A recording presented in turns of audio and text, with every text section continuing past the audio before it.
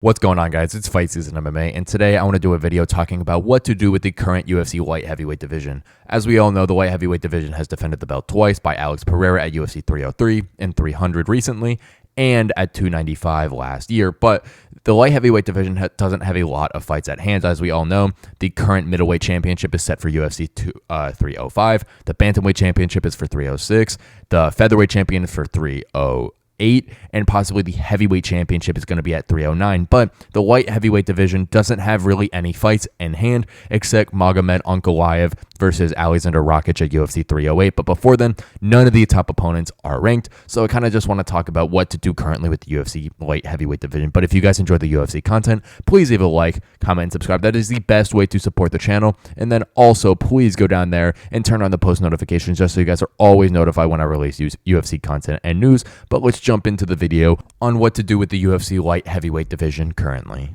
Okay, so currently in the light heavyweight division, Alex Pereira is the champion. He's come off of 3 straight knockouts or TKOs over Jiri Prochazka in 2 of them and Jamal Hill in 1 of them at UFC 300. But I'm looking at the rankings right now, and there isn't really any fights going on in this top 15 of the UFC light heavyweight division. I know that we got Magomed Ankalaev versus Alexander Rakic at UFC 308. We have Anthony Smith versus Dominic Reyes at UFC 310. But other than that, there's not really any other thing going on in this division. So I wanted to talk about currently of what I believe should be going down in this UFC light heavyweight division. And I think the first fight that should be targeted and that I think is actually going to happen is Jiri Prochazka facing Jamal Hill, possibly at UFC 309 in Madison Square Garden. I think that would be an amazing fight to be had. As we all know, these are the last 2 title challengers for Alex Pereira. Jiri Prochazka fought Pereira at UFC 303 and 295, which he got TKO'd or KO'd in both of them. And Jamal Hill got absolutely destroyed with that left hook by Pereira at UFC 300. So why not put these 2 foes against each other? We all know that this fight was targeted once prior when Jiri Prochazka was the champion and Jamal Hill was the champion, but both relinquished the belt due to injury.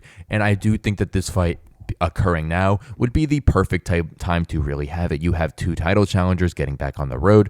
Jiri Prochazka defeated Alexander Rakic at UFC 300 to get him that title shot with Pereira again. So starting both fighters out on the right foot. And I feel like another fight that really should go down is Jan Blachowicz versus Khalil Rountree Jr. I think that would be an amazing fight. As we all know, Jan Blachowicz has taken some time off.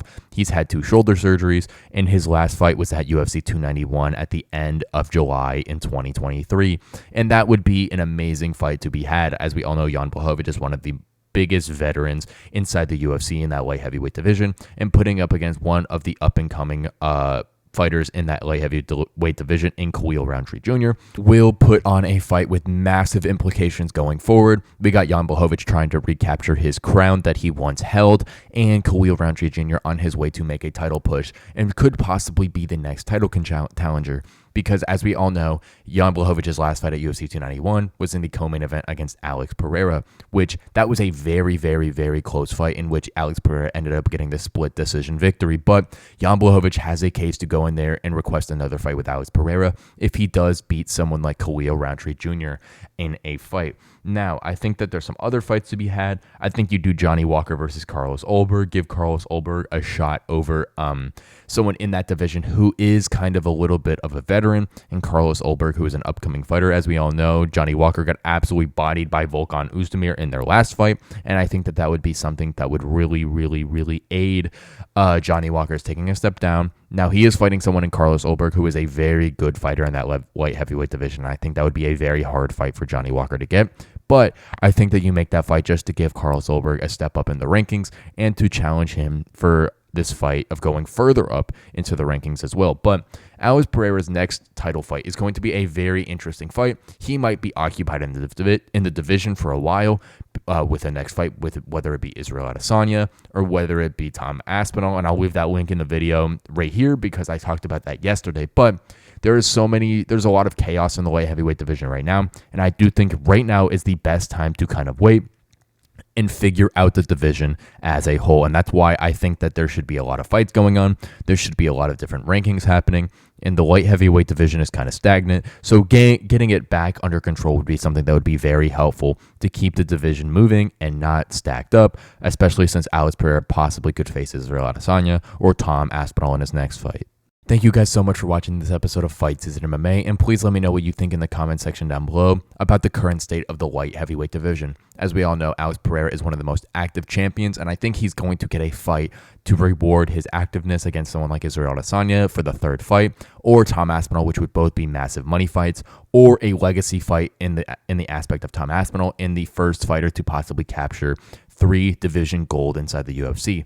But there's a ton of different fighters in that light heavyweight division that are so fun to watch, and I do think that there's a lot of fights to be had to really make this division less stagnant in the future. But thank you guys so much for watching this episode of Fight Season MMA, and please go leave a like, comment, and subscribe.